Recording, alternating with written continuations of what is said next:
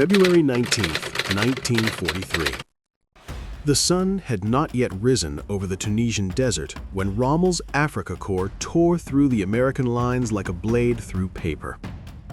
In 6 days, 6,500 American soldiers were killed, wounded, or captured. Entire battalions scattered across 50 miles of open terrain, and Rommel wrote in his private papers something he believed to be a permanent conclusion. The Americans, he said, did not have what it takes. He was looking at the American army at the worst moment in its history, and he mistook the worst moment for the permanent level. It was the most expensive mistake he ever made. Because what you are about to watch is not simply the story of how the United States learned to fight in the Second World War. It is the story of a system, a war machine built on industrial logic, revolutionary artillery, and a capacity for institutional learning that no army in the world had ever demonstrated before.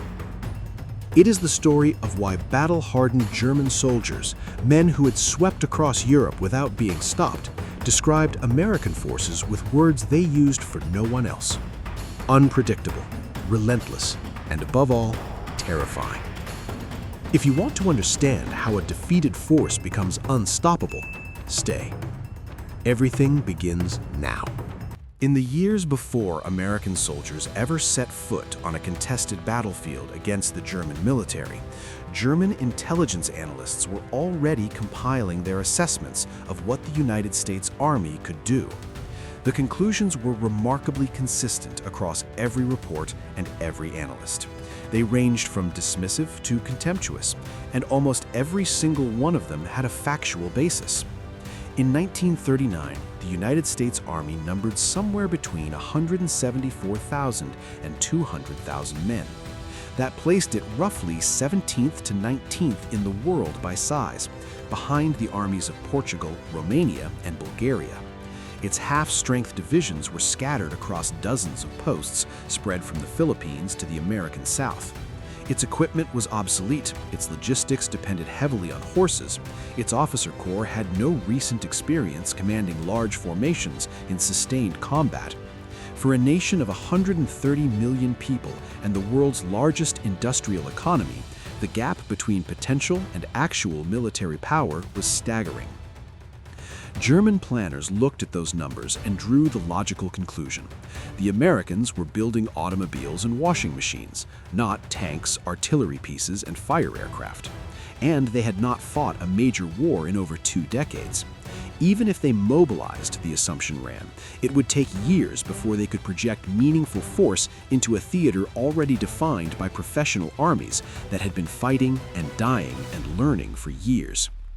Nazi ideology sharpened these conclusions into something harder. Adolf Hitler told his inner circle on January 7, 1942, less than a month after Pearl Harbor, that he saw no future for the Americans. In his view, it was a decayed country. Everything about American society, he said, revealed fundamental weakness. The words were recorded in Hitler's Table Talk, his documented private conversations from 1941 to 1944, and they reflected a worldview he held with genuine conviction, that a nation built from waves of immigration without racial homogeneity could not sustain the cohesion required under the pressure of modern industrial war. It would be easy, in retrospect, to dismiss this as crude ideology distorting military judgment, but the professional German officer corps, which was far more sober in its analysis than Hitler, reached similar conclusions through different reasoning. The evidence they cited was historical, not racial. In 1917 and 1918, American troops had entered the First World War late, contributed meaningfully to the final campaigns in France, but suffered relatively light casualties compared to any of the European powers. They had been enthusiastic, aggressive, and brave, but tactically unsophisticated. They had struggled with complex coordinated operations. They had arrived green and left before they had fully hardened. The German veterans who faced those doughboys in the Argonne and along the Meuse remembered them clearly, willing to attack frontally, unable to sustain anything more. The 2 decades that followed did nothing to change this picture. The American military shrank dramatically after 1918, the victim of deep budget cuts, isolationist politics, and a public that wanted no more involvement in European wars. While Germany rebuilt and rearmed through the 1930s in direct violation of the Versailles Treaty, and while its officers studied, tested, and refined the armored assault doctrine that would conquer France in 6 weeks, the American army debated whether to keep the horse cavalry or retire it. The Wehrmacht that invaded Poland in September 1939 was a sophisticated, battle-hardened professional force. The U.S. Army at that same moment could not have fielded a single fully equipped combat division. There was also the matter of the American population itself, and not in the way Hitler framed it. German analysts noted, with some accuracy, that the American military in 1939 drew from an extremely diverse pool of men with widely varying educational backgrounds, regional loyalties, and languages spoken at home. Building unit cohesion from that diversity, they argued, would require years of sustained training and shared hardship. The Wehrmacht, they believed, started from an inherent advantage in social solidarity. The German soldier knew his neighbors in the foxhole. He had grown up in the same village, attended the same schools, marched in the same formations since youth. That cohesion, the analysts argued, would be decisive in the close-range chaos of modern combat, exactly where individual will and mutual trust between men determined whether a unit held or broke. These were not irrational assumptions. Every one of them pointed to the same forecast, that American forces, when they finally met the Wehrmacht in battle, would perform the way inexperienced armies almost always perform against veteran professionals. They would struggle with coordination under fire. Their officers would be slow to adapt. Their men would be brave enough, but tactically raw. And they would pay a very steep price for the education that only combat can provide. What German planners could not calculate, what no intelligence assessment is ever equipped to measure, was the speed at which an army founded on those industrial and democratic principles could learn. How fast it could move from catastrophe to competence. How quickly it could absorb a defeat, strip out the failing officers, install new ones, and come back at the same enemy with something that looked almost like a different organization entirely. That answer was coming, and it was going to arrive faster than anyone in the German High Command thought possible. Before dawn on February 14, 1943, St. Valentine's Day, hot wind came off the Sahara and rolled across the mountain passes of central Tunisia. It carried dust that cut visibility to almost nothing. It also carried the sound of tank engines. Erwin Rommel was moving. His attack came in 2 directions simultaneously, a tactic designed to confuse Allied commanders about where the main blow was landing. On the right, the 21st Panzer Division drove towards Sabiba. On the left, elements of the Afrika Korps, reinforced by the 10th Panzer Division, drove straight for a 2-mile-wide gap in the mountains known as Kasserine Pass. The objective was to punch through the American lines, capture the Allied supply base at Tebessa, and roll up the entire southern flank of the Allied position in North Africa. What Rommel found when he hit the American positions was not a prepared defense. It was a command structure in a state close to paralysis. Major General Lloyd Fredendall commanded the U.S. Second Corps from what his own subordinates could barely describe without embarrassment. He had ordered a battalion of engineers from the 19th Engineer Regiment, men whose job was to prepare defensive positions for the troops who would actually do the fighting, to spend 3 weeks blasting a bunker complex out of solid rock in a ravine near Tebessa. 2 U-shaped tunnels running 160 feet into the hillside. Anti-aircraft batteries surrounding the entrance. Fredendall called it Speedy Valley. It was located somewhere between 70 and 100 miles behind the front lines he was supposed to be commanding. He issued orders from inside it without ever visiting the terrain his soldiers were defending. Omar Bradley, who visited the complex and later said it was an embarrassment to every American soldier, documented that Fredendall's orders were often written in a private slang so convoluted that subordinate commanders could not reliably decode what was expected of them. He scattered his forces across a 30-mile front, violating the basic military principle of concentration, leaving units isolated and unable to support each other when the German blow fell. Units that should have been mutually reinforcing were separated by terrain gaps no one had planned to cover.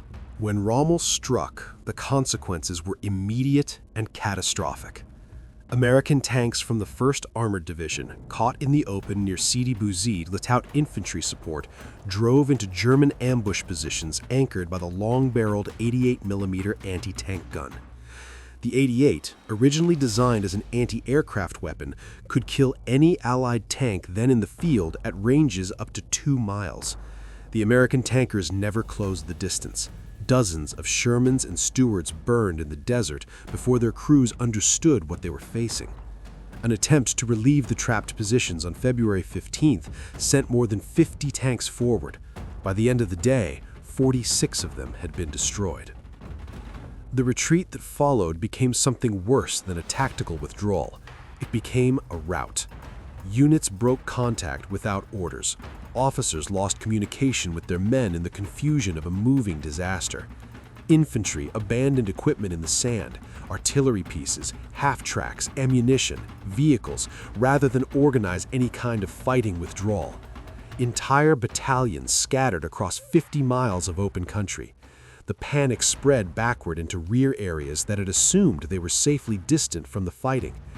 When Rommel's forces finally pushed through Kasserine Pass on the night of February 20th, they were advancing through positions that should have held, but simply didn't, because the men in them had not yet been forged into soldiers who knew how to stand under that kind of pressure. By the time the German advance was halted, not by American resistance, but largely by Rommel's own overextended supply lines and the arrival of Allied artillery reinforcements, the accounting was brutal. Approximately 300 Americans killed, roughly 3,000 wounded, and close to 3,000 captured. Over 80 tanks and tank destroyers lost, nearly 200 artillery pieces abandoned or destroyed. The ground gained by the Germans measured roughly 50 miles in depth. The ground lost in American credibility was harder to measure and felt far greater. German after-action assessments were blunt. The Americans lacked unit cohesion under pressure. Their leadership had failed at every level from corps down to platoon. Their tactical coordination, the ability to synchronize infantry, armor, and artillery in a fluid battle, was absent. Material abundance, the Germans concluded, could not compensate for tactical incompetence and the kind of professional hardness that came only from sustained combat experience. Rommel noted in his private papers that the Americans would require months, perhaps years, to become serious opponents. Other German generals were less generous. Most expected that future engagements would produce similar results with similar ease. But Rommel was too experienced a commander to stop there. He had made the mistake of underestimating the British in the early desert campaigns, written them off too quickly, and had been forced to revise that judgment at considerable cost. He was watching something in the days after Kasserine that did not fit his expectations. The defeated Americans were not behaving the way beaten armies usually behave. They were not waiting passively for someone else to solve their problems. They were not demoralized into inaction. They were reorganizing, and they were doing it with a speed that seemed almost unnatural for a force that had just suffered one of the worst defeats in its history. What came next would happen in less than 5 weeks, and it would change everything Rommel thought he knew about what he was facing. Dwight Eisenhower had seen enough. Within days of the Kasserine disaster, he made the decision that would define the rest of the North African campaign, and, in ways neither man could yet know, the rest of the war in the West. He relieved Lloyd Fredendall of command of 2nd Corps. Fredendall was quietly sent back to the United States, where he received a promotion and spent the remainder of the war training troops who would never know what their instructor had done in Tunisia. In his place, Eisenhower sent George Smith Patton, Jr. Patton arrived at 2nd Corps headquarters on March 6, 1943. He did not arrive quietly. What he found was an organization that had not simply been defeated in battle, it had been hollowed out by poor leadership into something that looked more like an administrative garrison than a fighting force. Officers were slovenly, discipline was loose. The physical and psychological posture of the men reflected everything Kasserine had done to their confidence. Patton understood, from long study of military history and from his own fundamental conviction about the relationship between outward discipline and inward cohesion, that the two could not be separated. An army that did not hold itself to standard in small things would not hold together when the stakes were absolute. He began enforcing standards with an intensity that bordered on theatrical fury, but it was calculated fury. Every soldier, every officer, at all times, helmet on, chin strap fastened, necktie in place. Officers who appeared in public out of uniform were fined on the spot. Patton personally drove the roads of the 2nd Corps area in his spaff car and stopped men who weren't wearing their helmets. He issued a standing threat: any man who showed cowardice under fire would face court-martial. He drove his headquarters staff relentlessly, demanded battle plans be clear and realistic, and began visiting frontline units in person in ways that Fredendall had never done from his bunker.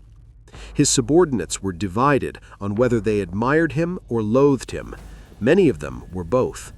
But the army changed, visibly, measurably, quickly.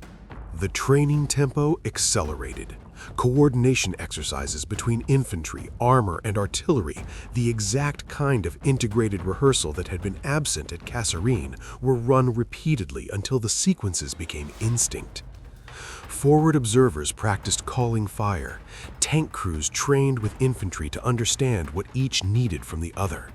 Unit commanders were pushed to plan, brief, execute, and then account for what went wrong and why, a feedback loop that Fredendall's command had never run.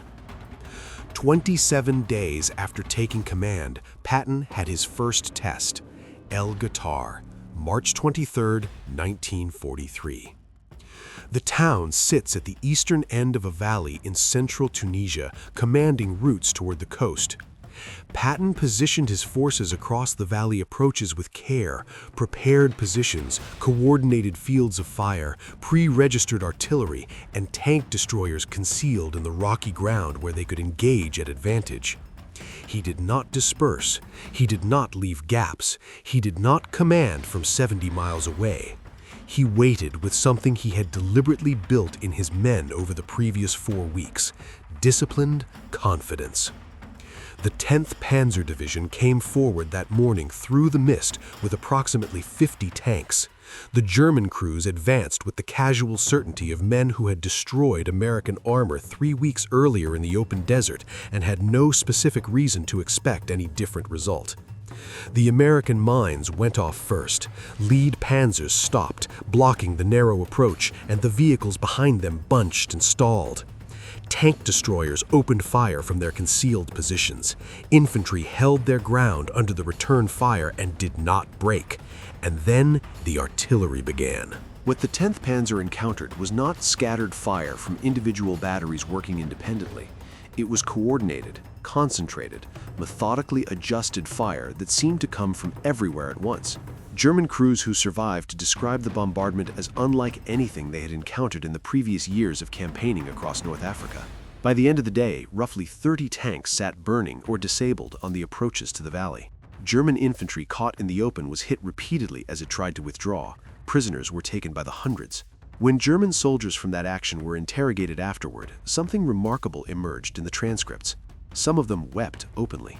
Several told their American captors that this was the first time in the entire war, from Poland in 1939 through France in 1940, through 3 years in North Africa, that they had ever been stopped cold by artillery and infantry without significant armor support on the American side.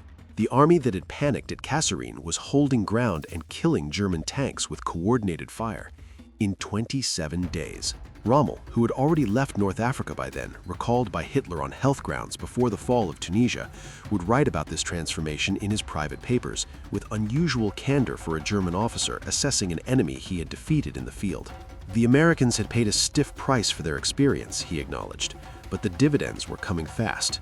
Even then, he wrote, meaning even in those early months of 1943, American generals were showing advanced tactical handling of their forces, and that was before the army they were building had been fully assembled and deployed.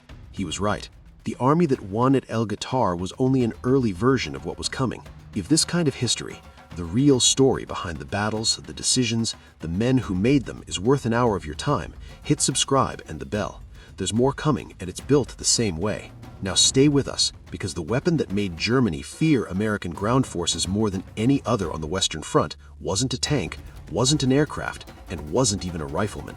It was something built in a quiet corner of Oklahoma during the years no one was paying attention, and it changed what artillery could do to a human being forever. After the war ended, Allied interrogators sat across from German generals and senior officers for hundreds of hours, working through systematic debriefs about what had worked, what had failed, and what had most shaped their experience fighting in the West. One question came up repeatedly, in slightly different forms. What weapon had they feared the most?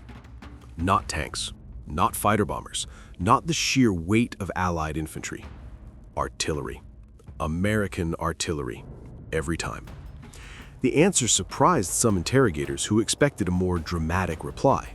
It did not surprise the men who had stood under it. The foundation of American artillery superiority was not a weapon.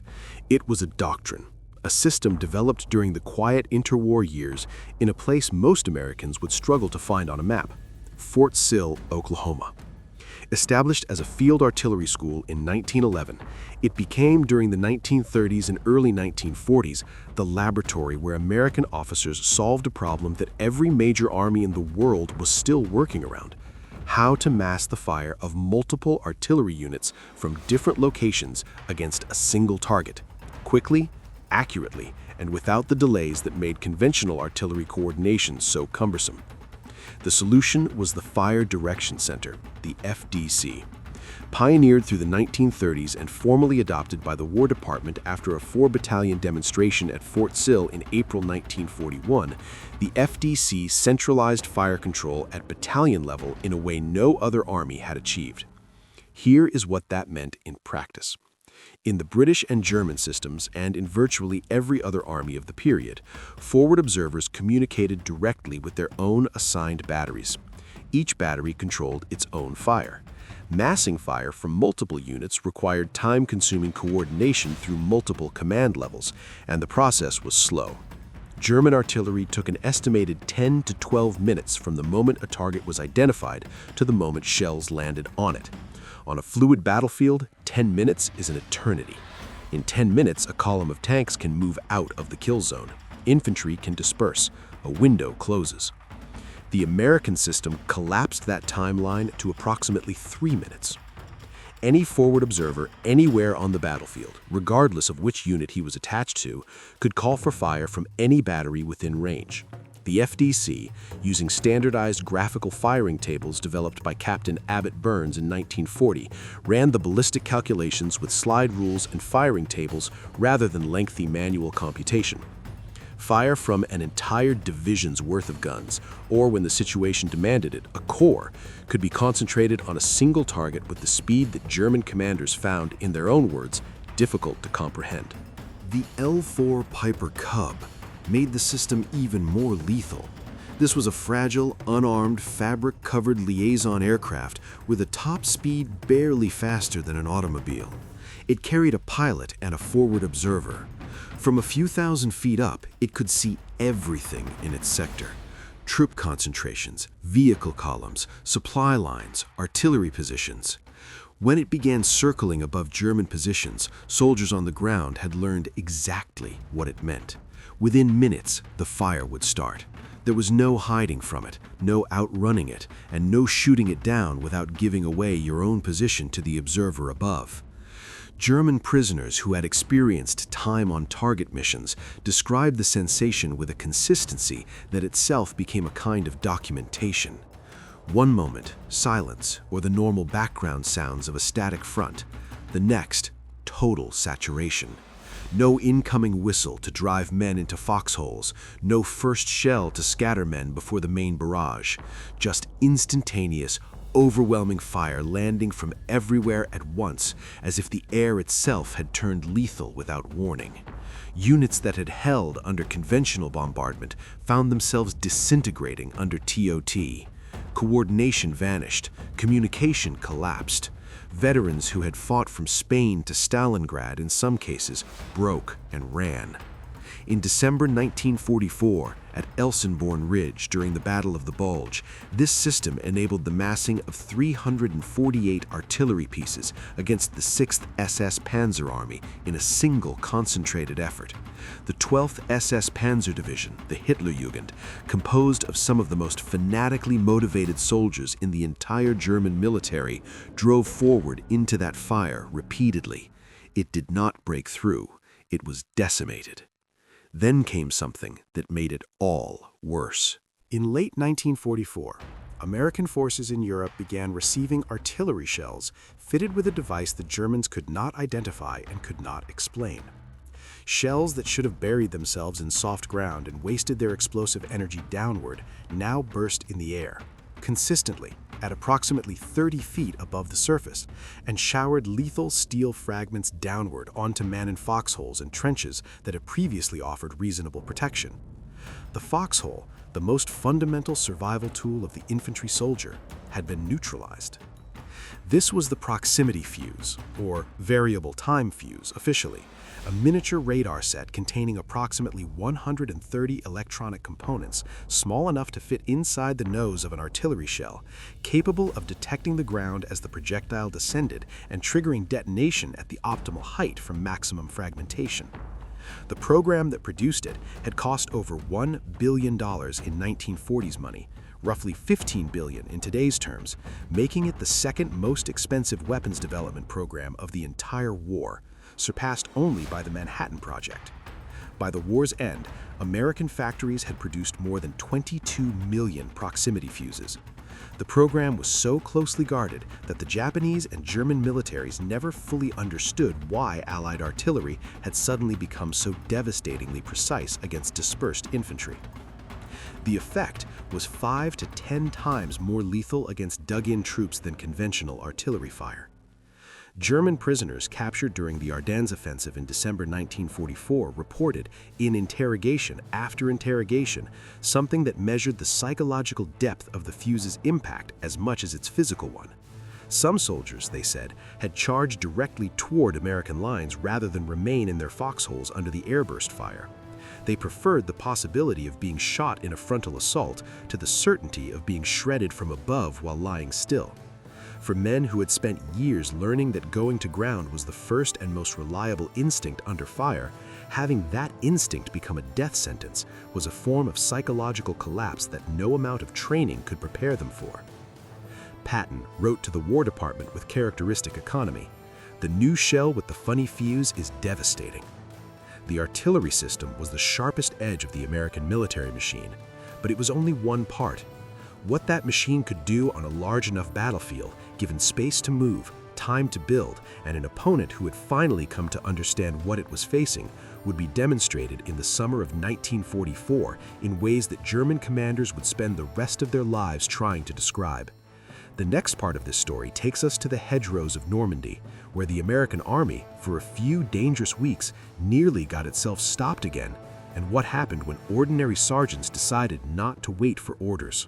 On the morning of June 6, 1944, American soldiers came ashore on two beaches on the coast of Normandy, Utah and Omaha, as part of the largest amphibious invasion in the history of warfare.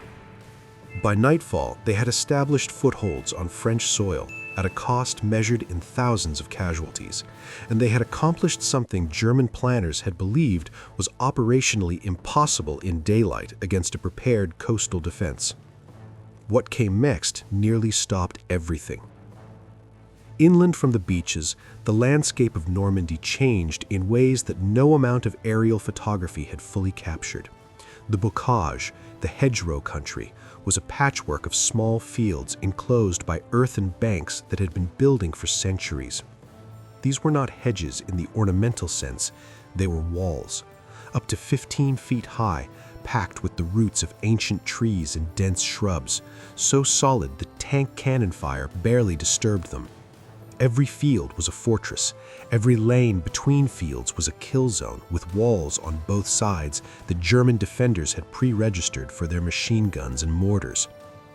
A Sherman tank attempting to climb over a hedgerow did not simply slow down, it tipped forward, exposing the thin belly armor beneath its hull, the weakest point on the vehicle, to any anti-tank weapon waiting on the other side. German defenders with Panzerfausts, the single-shot rocket launcher that every infantryman carried, needed only one moment and one angle.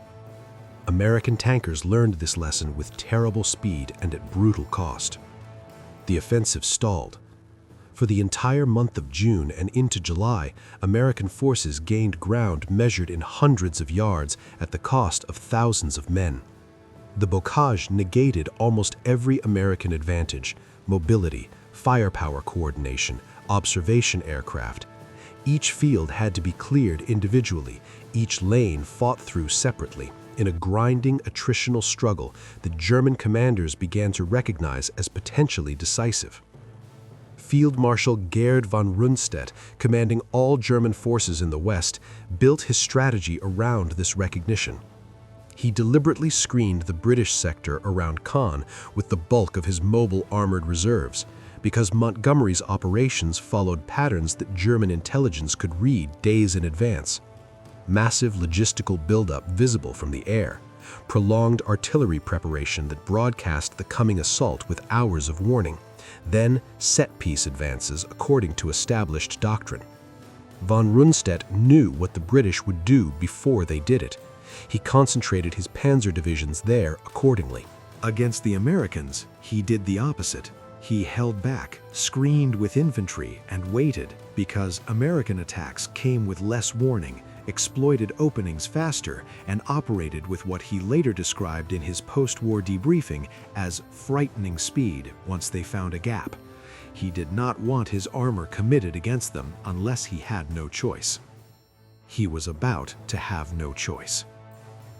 Across the American sector, something was happening that no German intelligence officer had anticipated and no doctrine had prepared for. Soldiers were solving the bocage problem themselves, not waiting for orders from division or corps, not submitting formal requests through channels, not waiting for an official solution to be developed, approved, tested, and distributed. They were fixing it right now, with what was available, and telling the unit next door how they had done it.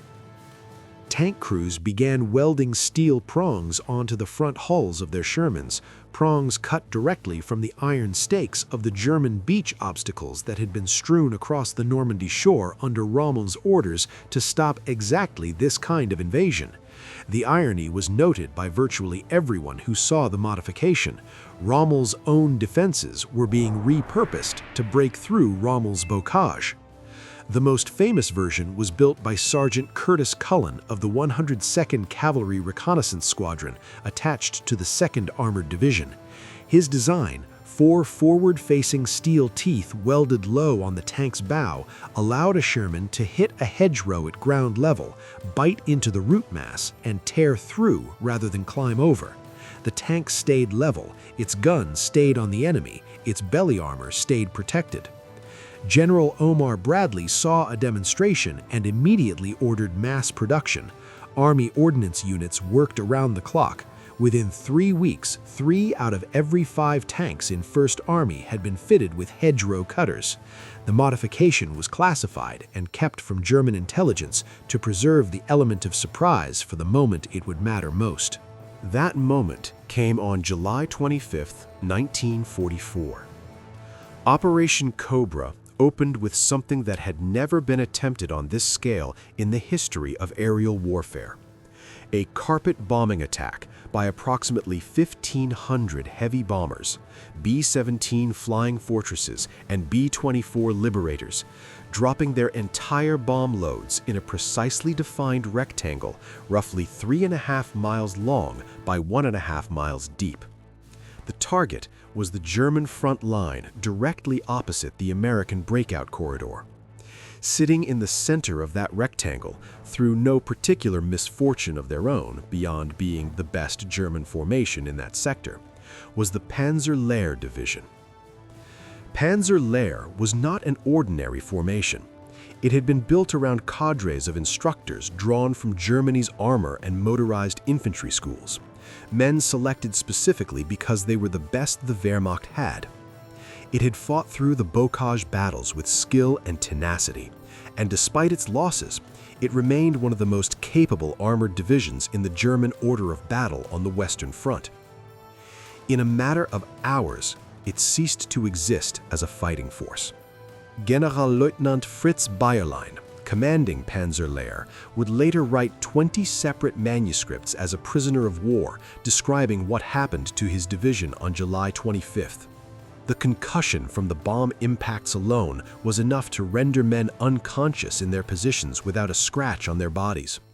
When the dust and smoke cleared and the ground assault began, Bayerlein discovered that his division, which had entered that morning with approximately 45 armored vehicles still operational, now had 7 tanks capable of movement. Over 1,000 of his men had been killed in the bombardment alone. Entire companies were found dead in their foxholes without visible wounds, killed by blast overpressure. The survivors who emerged to resist the American ground assault were in many cases so severely concussed they could barely stand. Patton's Third Army poured through the gap. What followed was not an advance, it was a pursuit. The kind of sweeping, high-speed, mobile warfare that German generals had believed only they possessed the skill and audacity to conduct. American armored columns appeared behind German defensive lines before those lines had been formally abandoned, cutting communications, overrunning supply depots, trapping formations that had expected to conduct orderly fighting withdrawals. By August, an entire German army had been encircled in what became known as the Falaise pocket. Approximately 60,000 men trapped in a shrinking perimeter, attacked from the ground on all sides and from the air whenever clouds allowed. 10,000 German soldiers died inside that pocket. 50,000 surrendered when further resistance became pointless. Eisenhower walked the battlefield 2 days after the pocket closed.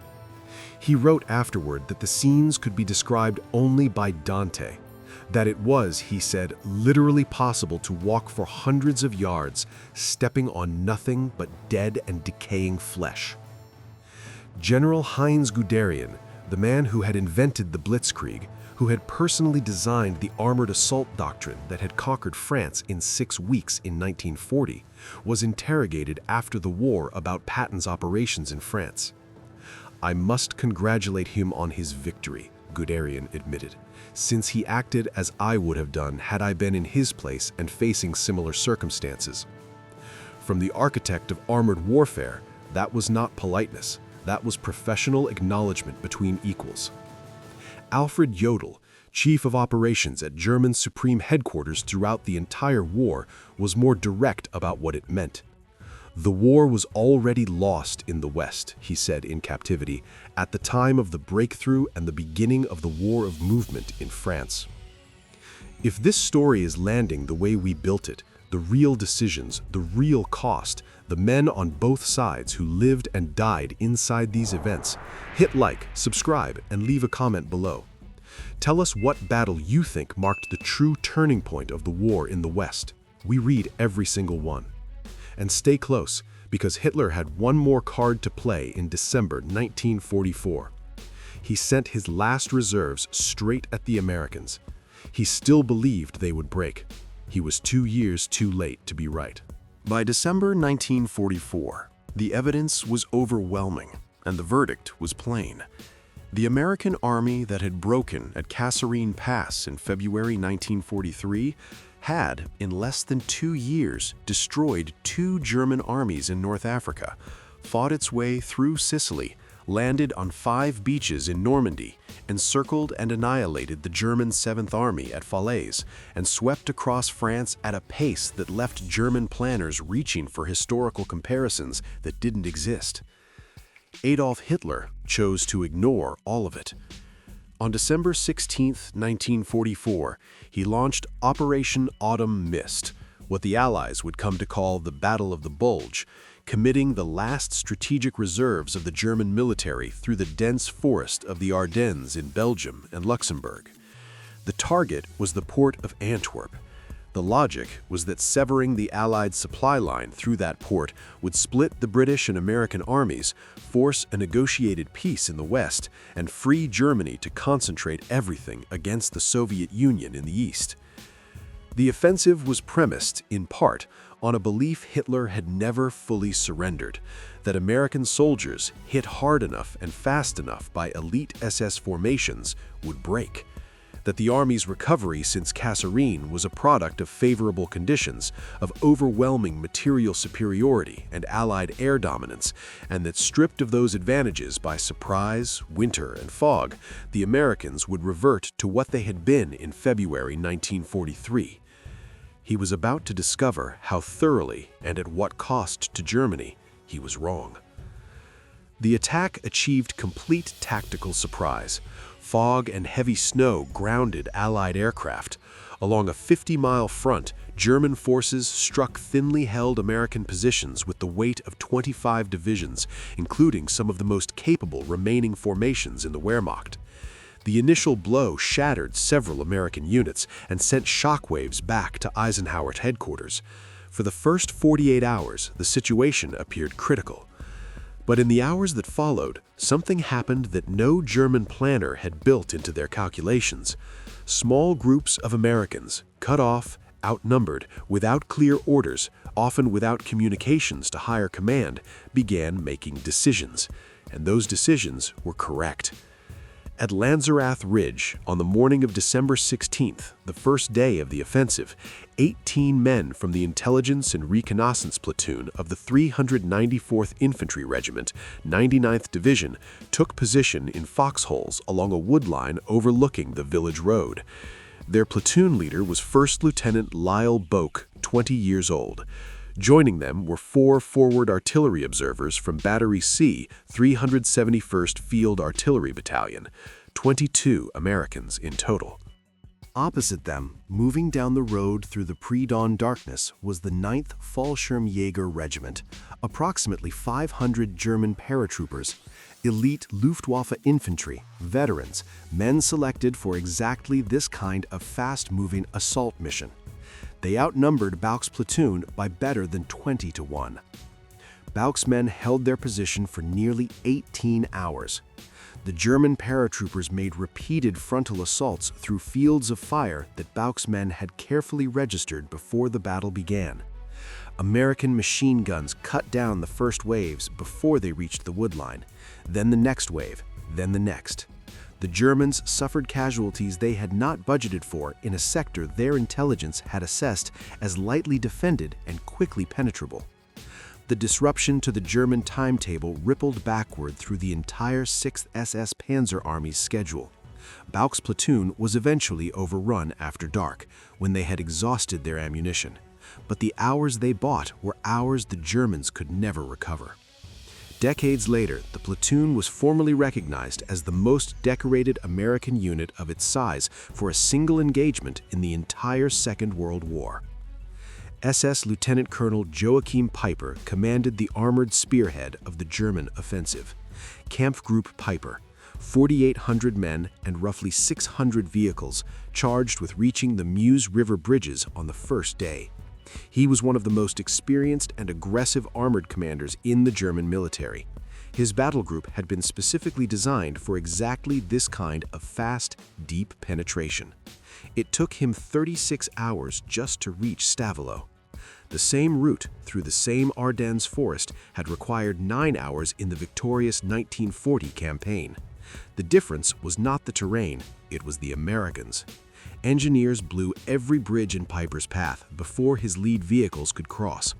Soldiers who were retreating, who had every reason to run and keep running, stopped long enough to drain fuel depots and set them ablaze rather than allow the gasoline to fall into German hands. Piper arrived at Stavelot fuel-starved and behind a schedule he would never recover. He never reached the Meuse. At Elsenborn Ridge, the 2nd and 99th Infantry Divisions, joined by the 1st and 9th Infantry Divisions along the flanks, dug in and refused to move. Against them came the 6th SS Panzer Army, the main effort of the entire German offensive, containing some of the finest remaining formations the Wehrmacht could field. The 12th SS Panzer Division Hitler Youth, the Hitler Youth Division, composed of soldiers who had been selected and indoctrinated since childhood for exactly this kind of fanatical close combat, drove forward into the American artillery umbrella again and again. The 348 guns of the massed American artillery system covered every approach. The time-on-target missions broke attack after attack before they reached the American lines. The Hitler Youth was so badly mauled in those days that it never recovered as a combat-effective formation. Elsenborn held. The main German effort was stopped. At Bastogne, the situation was starker, and the story has passed into American military legend. The 101st Airborne Division, reinforced by Combat Command B of the 10th Armored Division and remnants of other units that had retreated into the town, found themselves surrounded on all sides by German forces that held every road in and out. Supplies were running critically low. The weather prevented any resupply by air. On December 22nd, German commanders sent a formal written ultimatum to the American garrison demanding surrender, warning of total annihilation if the offer was refused. Brigadier General Anthony McAuliffe read the document. His immediate reaction, by all accounts, was something close to amusement. He reportedly said, "On nuts," and set it down. His staff suggested that one word was sufficient as the official reply. It was typed, signed, and handed back to the German envoys. The Germans, uncertain what the word meant, asked for clarification. The American officer who delivered the reply was Colonel Joseph Harper. His clarification was direct. If you don't understand what nuts means, in plain English, it is the same as go to hell. Bastogne held. On December 26th, the lead elements of Patton's Third Army, which had executed one of the most remarkable logistical maneuvers of the entire war, pivoting an entire army of over 100,000 men 90 degrees northward and advancing more than 100 miles through winter conditions in 72 hours, broke through the encirclement and relieved the garrison. Winston Churchill addressed the House of Commons in January 1945 and spoke with unusual generosity. Care must be taken in telling our proud tale not to claim for the British Army an undue share of what is undoubtedly the greatest American battle of the war, and will, I believe, be regarded as an ever-famous American victory. The Battle of the Bulge consumed Germany's last strategic reserves. The formations committed to the Ardennes and shattered there could not be replaced. General Alfred Jodl, Chief of Operations at German Supreme Headquarters from the first day of the war to the last, stated it plainly in captivity. The war was already lost in the West at the time of the breakthrough in France. The Bulge had only confirmed what France had made irreversible. The army that Hitler had dismissed as a rabble of soft immigrants incapable of sustaining modern industrial war had just fought and won the largest battle in American military history, in winter, against surprise, against elite SS formations, without air support, and had done it in ways that left German commanders reaching for the same word again and again in their after-action reports and their post-war interrogations. Überwältigend, overwhelming. Stay with us for the final part, because what the surviving German generals said about American soldiers after the guns went silent is something that rarely gets the space it deserves, and it changes the whole picture of how the war was actually decided.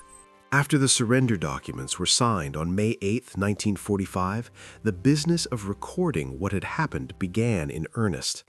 Allied interrogators, military historians, and intelligence officers sat down with captured German generals and worked through the war methodically. The campaigns, the decisions, the moments when the outcome shifted in ways that could not be recovered. What emerged from those sessions was a portrait of the American military that the men who had built it rarely described in those terms themselves. Günther Blumentritt, a senior German general staff officer who served under von Rundstedt and held positions at the highest levels of Wehrmacht operational planning, sat across from British military historian Basil Liddell-Hart and was asked about the Allied commanders he had faced. His assessment of Patton was precise, professional, and without hedging.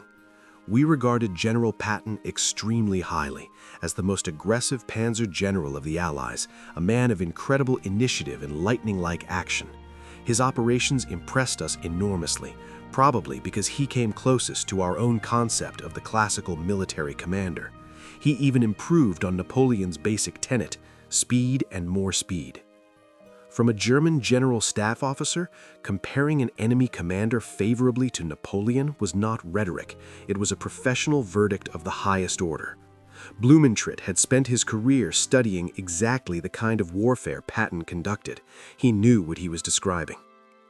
Heinz Guderian, the architect of Blitzkrieg, the man who had personally designed the armored doctrine that shattered Poland in 3 weeks and France in 6, was asked directly about Patton's operations in France. "I must congratulate him on his victory," Guderian told his interrogators, "since he acted as I would have done had I been in his place and facing similar circumstances."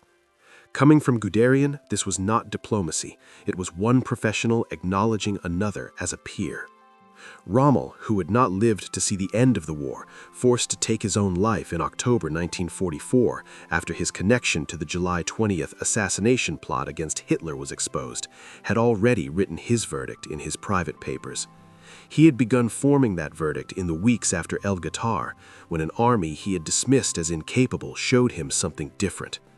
"The Americans had to pay a stiff price for their experience," he wrote, "but it brought rich dividends.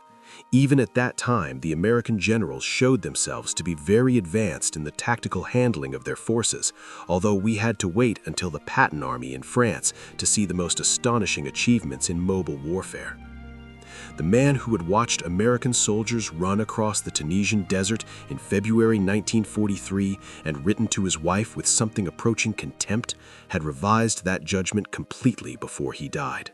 What made the German verdict so consistent across so many different officers from different branches who faced American forces in different theaters and different years was not simply admiration for Patton as an individual. It was something broader, something systemic. German officers consistently noted that the American military was qualitatively different from every other army they had faced, different in a way that was difficult to articulate but impossible to ignore once you had been on the receiving end of it. The British they described as professional and methodical, high praise, but also a description that implied predictability. The Soviets they described as relentless and willing to absorb losses at a scale that defied comprehension. But the Americans they described in words that carried a different weight entirely: overwhelming, unpredictable, relentless, and above all, terrifying in their firepower. The distinction was this: the American military had built something that multiplied the effect of every individual soldier far beyond what his individual skill alone would produce. A German rifleman who outclassed an American rifleman in small unit tactics was still being targeted by an artillery system that could mask the fire of dozens of batteries on his position in 3 minutes. A German panzer commander who outmaneuvered an American tank platoon still faced a logistics chain that replaced those tanks within days from depots that never seemed to empty. A German engineer who built a masterful defensive position still had to contend with an observation aircraft circling overhead that could direct destruction onto him with casual precision from 3,000 feet. The individual German soldier was, in many cases, tactically superior. The American system was structurally overwhelming. Battery C of the 337th Field Artillery Battalion fired its 300,000th round sometime between June 1944 and March 1945. For the Rhine crossing in March 1945, 2,700 American guns opened fire simultaneously at a rate exceeding 1,000 rounds per minute, more than 65,000 shells in a single bombardment, lasting just over an hour. German artillery forced to ration shells and working with a nightmarish mix of captured guns from France, Czechoslovakia, Poland, and the Soviet Union, each requiring different ammunition, different spare parts, different maintenance, could not begin to answer in kind. General Hans Eibach, commanding 5th Panzer Army in Normandy, documented in his reports that his artillery included guns manufactured in at least 6 different countries. A shell from one factory would not fit a gun made in another. The Americans, meanwhile, operated with the same industrial logic that Henry Ford had used to build the automobile industry: standardized components, interchangeable parts, mass production feeding a logistics chain that never ran dry. A shell manufactured in Ohio fit a gun assembled in Michigan, fired by a crew trained in Oklahoma. The Industrial Revolution had been applied to the business of war with a completeness that no European military had matched or anticipated. The final accounting of what this transformation produced is worth stating plainly.